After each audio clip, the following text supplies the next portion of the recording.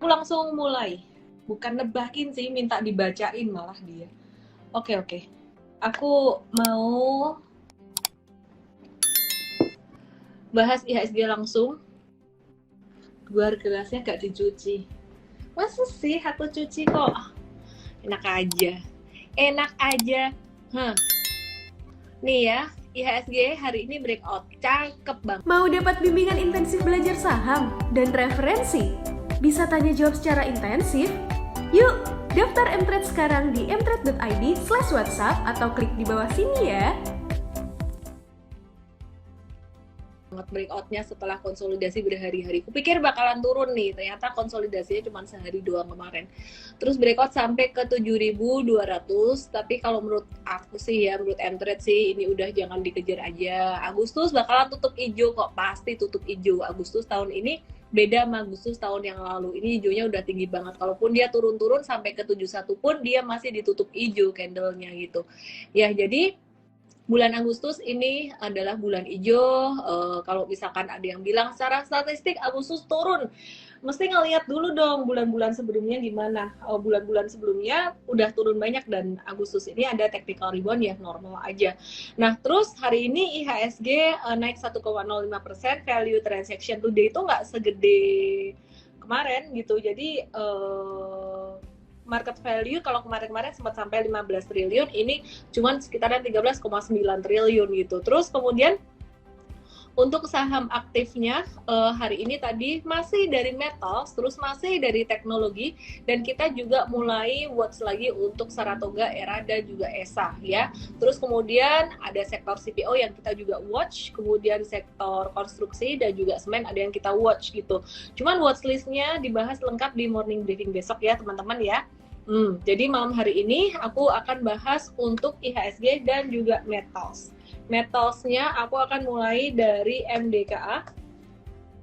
Hari ini tadi metals lumayan aktif banget, bahkan PESAP pun juga aktif, dan seperti yang kita bahas kemarin bahwa metals ini masih bisa naik. Kemarin turun tuh cuman koreksi normal aja, untuk metals ya, jadi koreksi normal, dan hari ini lanjut naik untuk MDKA ya. Jadi Mtrade sih udah punya sebelumnya untuk jangka pendek di tanggal 8 Agustus ya, sempat beli di 8 Agustus tuh di sini ya. Jadi sekarang kita coba cek Merdeka Copper Gold sekitaran 9%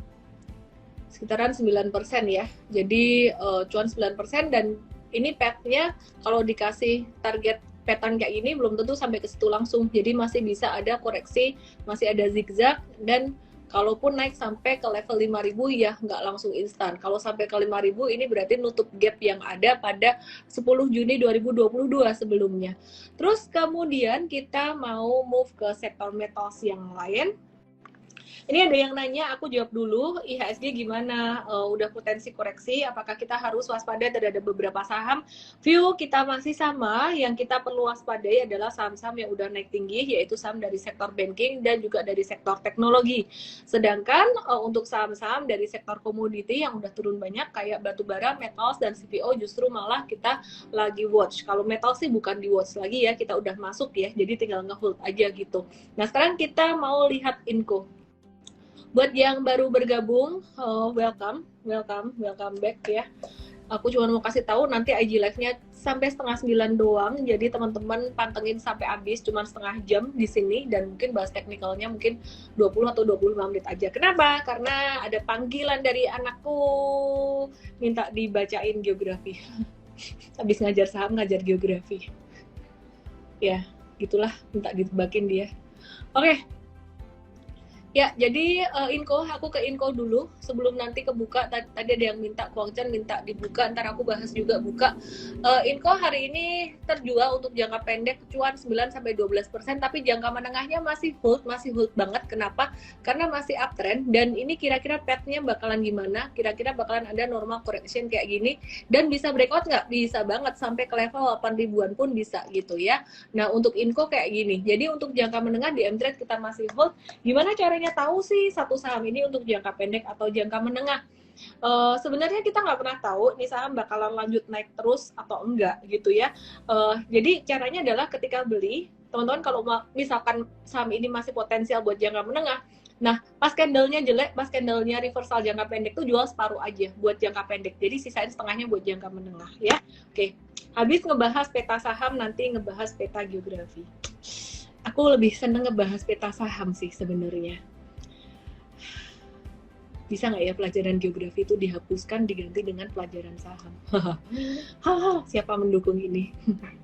Ngaco ya. Oke. Yep. Jadi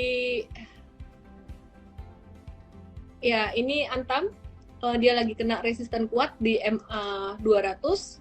Di MA 200 ya, dia kena resisten kuat di sini. Dia bakalan bisa ada normal correction mungkin nggak sampai ke 2090, mungkin 2150-an aja gitu. Dan kita juga ngelihat untuk metals masih bisa lanjut menguat. Cuman sekarang kayaknya kalau untuk beli banyak tuh udah agak nanggung ya. Jadi sekarang tuh posisinya tinggal ngehold buat yang jangka menengah sama yang jangka pendek siap-siap profit taking. Nah, nanti yang murah-murah masih di bawah apa aku juga akan bahas, tapi selengkapnya di morning briefing besok ya guys ya. Mungkin aku akan bahas 1 atau 2 aja gitu. Saya mendukung, setuju. Aduh, setuju, harusnya anak-anak diajarkan peta saham aja, nggak usah peta geografi kalau bukan mau jadi, sorry, malah jadi kemana-mana tuh. Dikomplain nanti saya ya. Jadi butuh kesabaran dulu.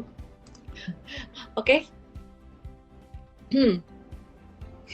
Jadi menteri investasi nggak mau aku mau enjoy my life with the family. Oke, BRMS ya.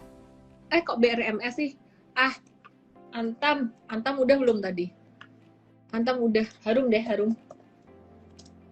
Ya, metals yang agak beda cuman diharum karena dia ada setengah separuhnya tuh kira-kira ada batu bara gitu. Oke, kita ke BRMS deh. Untuk dari sektor komoditi, BRMS-nya hari ini tadi aktif Bumi Resources. Apakah dia akan ngikutin Bumi atau enggak, kita nggak tahu ya, jadi kita watch dulu aja.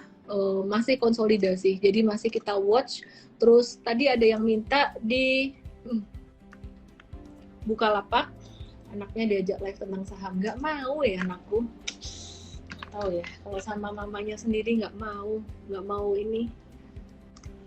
Mungkin aku perlu nitip ke siapa gitu, ke Pak Budi atau ke Pak Teddy buat anakku diajarin saham. Oke. Baiklah.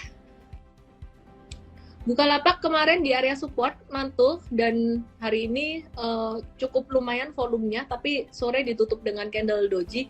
Jadi masih agak konsolidasi, resisten 332. Dia bakalan sideways dulu, tapi kalau aku ngelihat pattern volume kayak gini, ini bagus ya. Jadi ini bagus. Kemarin udah breakout dari pattern inverse head and shoulders-nya dia. Aku coba mau gambar pattern inverse head and shoulders-nya.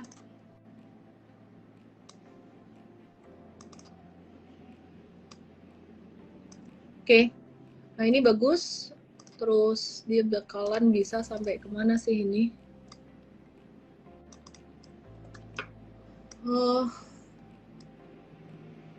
Sampai ke 354, sekitaran 354 di sini. Ya, jadi habis zigzag di 332, ada kemungkinan dia bisa mantul sampai 354, disclaimer on, karena kapitalisasi dia lumayan gede dan agak susah naiknya, karena gini, bedanya sama BCA tuh big cap, lebih gampang naiknya karena dia punya result untuk dia punya laporan keuangan tuh bagus gitu loh. Memang laba secara untuk operasionalnya tuh memang oke. Nah, sedangkan Bukalapak ini kan dia kan labanya dari keuntungan investasi. Keuntungan investasinya dari beli BBHI, dan kalau kita pikir-pikir sih keuntungan dari kenaikan nilai saham itu kan belum terrealisasi ya gitu. Ya, jadi sebenarnya kalau dari kacamata investor lebih suka emiten yang memang udah menghasilkan return yang cukup stabil gitu.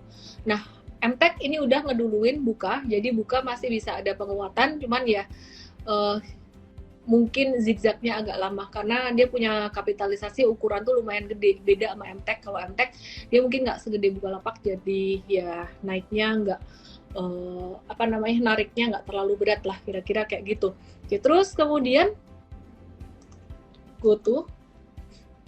gimana caranya ngajarin geografi ya sama anak ya? Aku lagi mikir nih, lebih gampang ngajarin grafik saham. Baiklah, mari kita bahas Gojek Tokopedia yang udah sempat ngebentuk support di sini.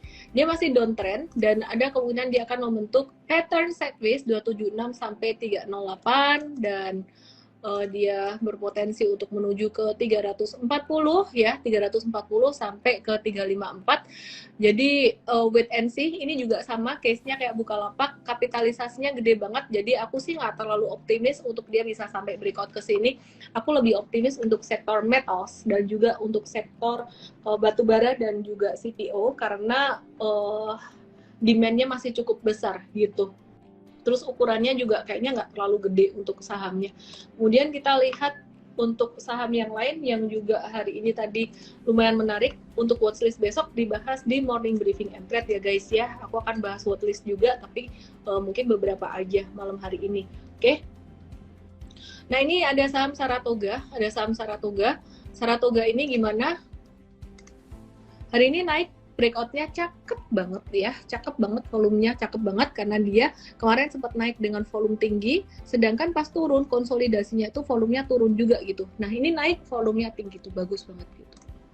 Terus ini dia ada naik di sini twing gitu ya.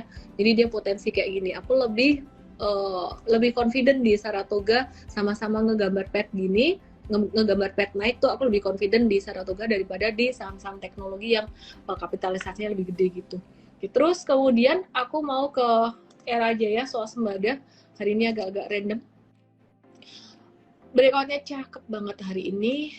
Sempat direkomendasi di 494 sampai 515, tapi Mtrade dapat di akhirnya di 510 sampai 515. Jadi nggak dapat di bawah-bawah banget gitu, dapatnya di 510 sampai 515, agak-agak atas ya, dapatnya agak di atas di sini 510 sampai 515, naiknya lumayan oke. Dan besok kalau masih ada retracement kita akan masih watch untuk buy on retracement.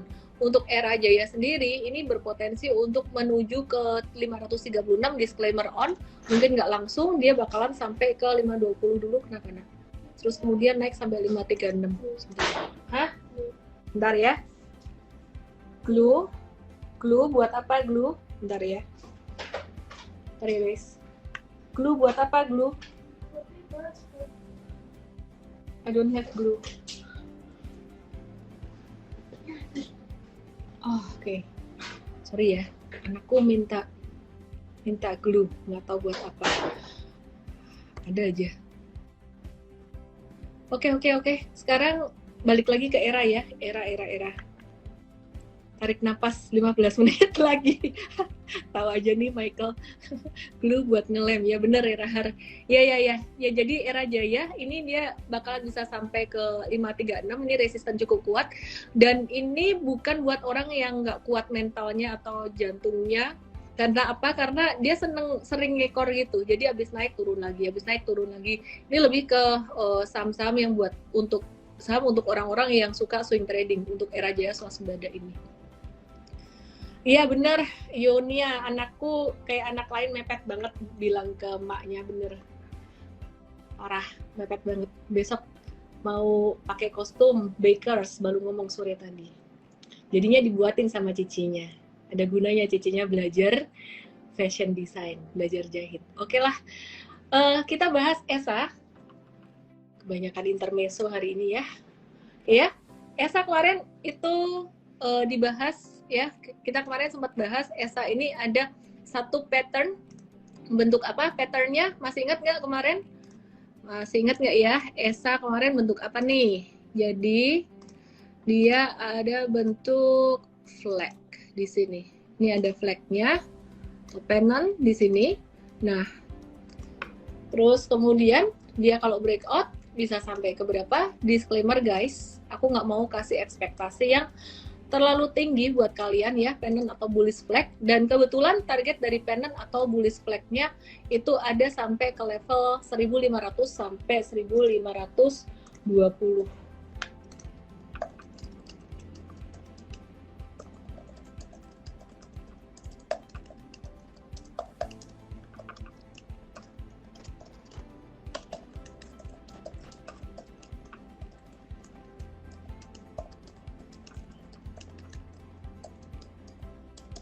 Oke, ya. Ini bisa sampai 1500, 1520, tapi sekali lagi saya cuma mau ingetin bahwa gerakannya nggak akan langsung naik gitu, mungkin akan zigzag aja. Terus banyak yang kemarin nanya, kalau misalkan breakdown gimana, kalau misalkan gagal naik gimana, karena 50% udah dipegang publik, ya gampang lah, tinggal cut loss di bawah 1045, cut loss, toleransi terakhir di bawah 990, oke? Esa masih boleh beli nggak harga sekarang? Kalau harga tadi sih masih oke sih, masih boleh sih.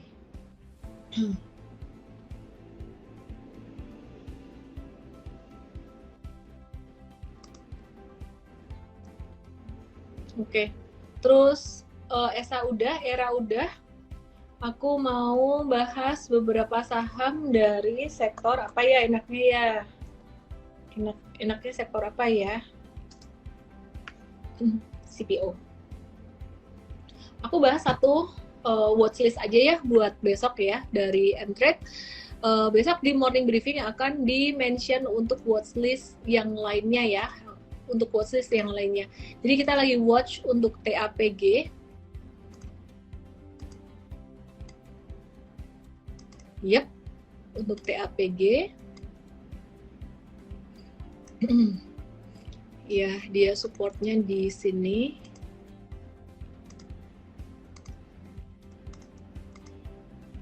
Oke, 670.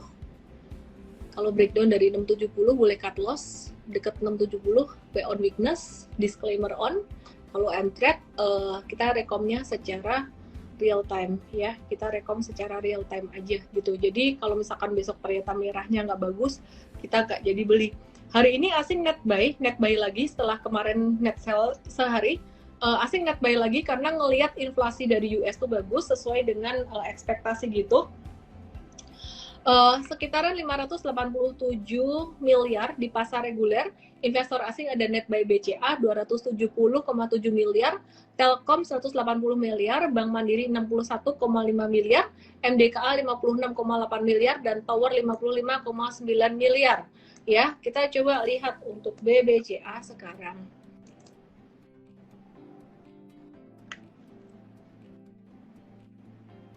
Oke, gak ada koreksi, nggak turun-turun. Ya udah kita upgrade aja supportnya guys. Yang belum dapat barang ya udah, ini supportnya aku upgrade di 7750. Ya, kalau misalkan koreksi di area tersebut, aku masih nggak rekomen untuk beli karena rekomen belinya udah di bawah kemarin waktu di 7250 di bawah itu.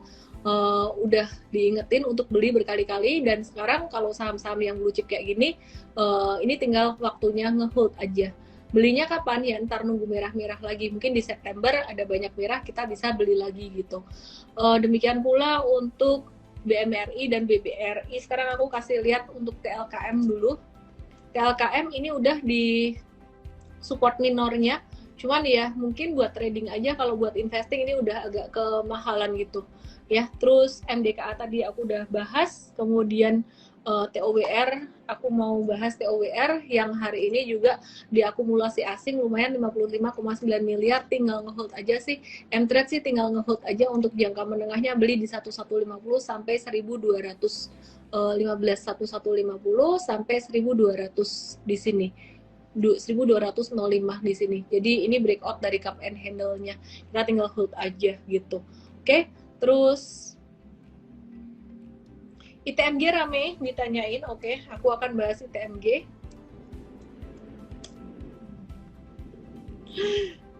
Patternnya jelek banget guys. Jelek banget patternnya kayak gini. Tonton lihat muka aku tadi, nggak jelek banget tadi aku mukanya. Ini pattern ITMG jelek banget, dah out aja lah. Mtrade udah jual, jadi makanya join Mtrade biar nggak telat. Udah jual nih buat jangka menengah cuan 16-17%. 16-17% itu belinya kapan ya? Dia Mtrade belinya pada 12 Juli kemarin, hampir sebulan. 12 Juli itu di sini. Tadi beli di sini, terus ini jual meskipun belum breakdown MA 200 ya. Ini diguyur turun sampai 6,7%. Ya, exit, volumenya gede banget, jelek banget gitu. Oke, Shanti kaget Kaget apa? Kaget lihat mukaku jelek tadi ya. Oke, mari kita lihat saham yang lainnya. Kalian mau nanya apa ya? Mau nanya apa?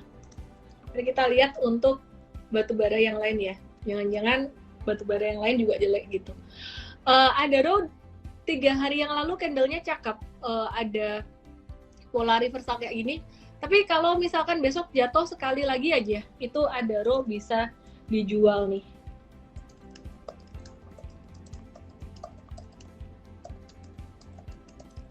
Bentar ya.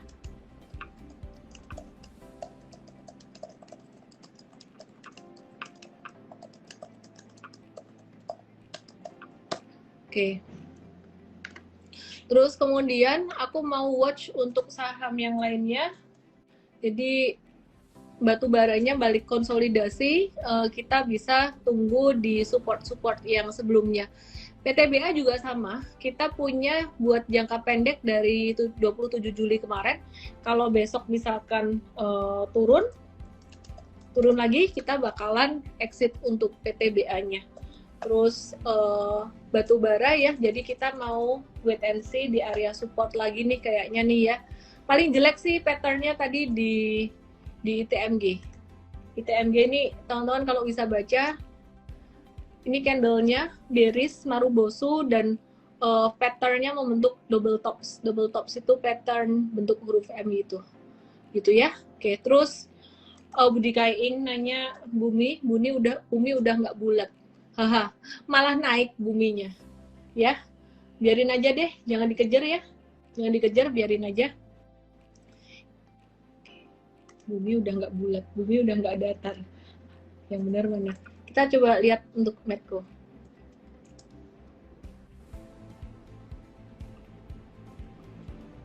Medco kemarin breakout, ini masih oke-oke aja, masih konsolidasi, masih oke kok untuk nge-hold, bukan untuk beli. Antam udah dibahas tadi.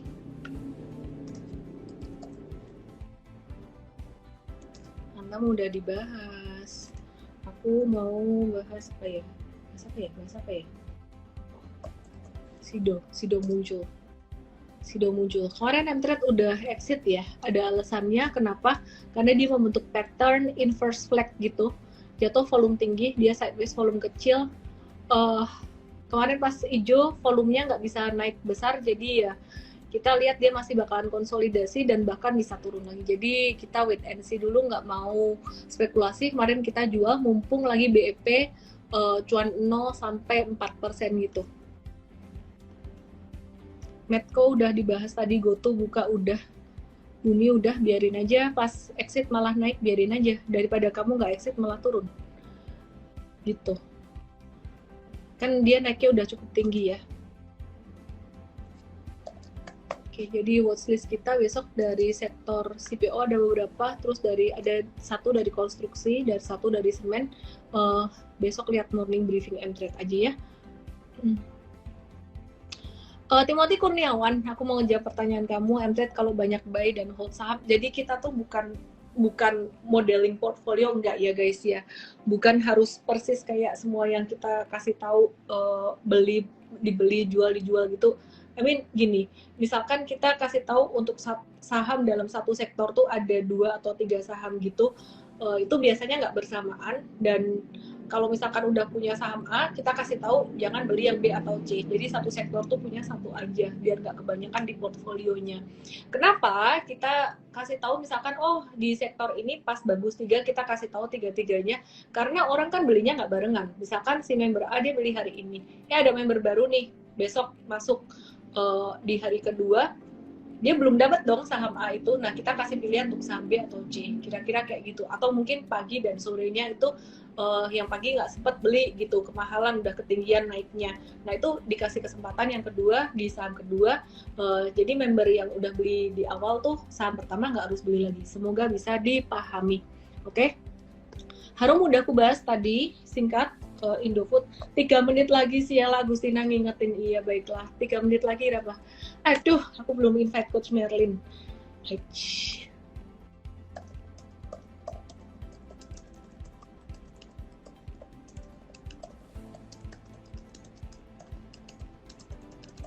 Coach Merlin besok share di morning briefing aja ya, karena anak aku udah nguceh nih minta ditebakin.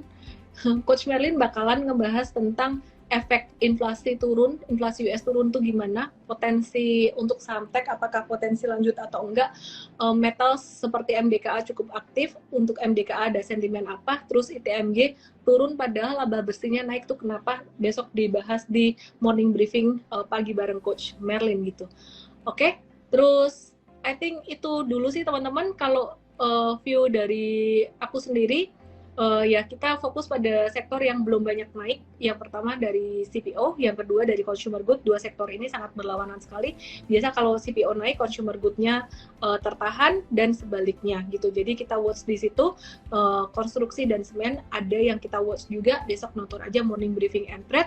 Untuk sektor-sektor yang udah agak ketinggian kayak sektor perbankan dan juga sektor teknologi, sebaiknya jangan dikejar. Terus untuk beberapa saham batu bara, kita ngelihatnya sih koreksi normal kecuali ITMG. ITMG jatuhnya kenceng banget. Tapi wajar, kenapa? Dibandingkan dengan saham batu bara yang lain, ITMG itu udah naik duluan. Oh ya, aku mau ingetin satu lagi sebelum aku ajarin anakku geografi, aduh. Oke, aku mau ingetin satu lagi, teman-teman lihat di sini, penting banget. Kenapa ITMG bisa kayak gini? Kalau teman-teman ngelihat nih ya, teman-teman lihat nih ya, ini ITMG seperti yang aku udah bahas beberapa kali. Kalian lihat ini tuh ITMG dia mencapai kemarin 41.300 tuh mencapai level tertinggi pada tahun 2012-2013an, sekitar Desember 2012, Januari 2013. Jadi itulah mengapa dia udah sangat rawan koreksi, sangat rawan turun, udah lumayan ketinggian. Oke, itu pesan saya buat teman-teman di sektor batubara. Secara monthly agak ketinggian, secara daily-nya mungkin kita bisa cari di area-area support untuk nanti ke depan buy on weakness. Oke, tapi jangan sepelekan big picture. Big picture itu monthly-nya dulu, kemudian weekly dan daily gitu. Saya mau kasih satu info lagi, promo Merdeka Fiesta masih ada, bonus 5 bulan, jadi daftar di mtrade.id/WhatsApp, dan Sabtu nanti ada seminar saham value investing untuk second liner, untuk saham-saham second liner, langsung aja ke mtrade.id/cuantastik, mtrade.id/cuantastik, time out. Oke, thank you semuanya, sehat selalu dan semoga bermanfaat. Salam profit, bye-bye. Jangan lupa download aplikasi Mtrade di Android dan nikmati edukasi premium sekarang.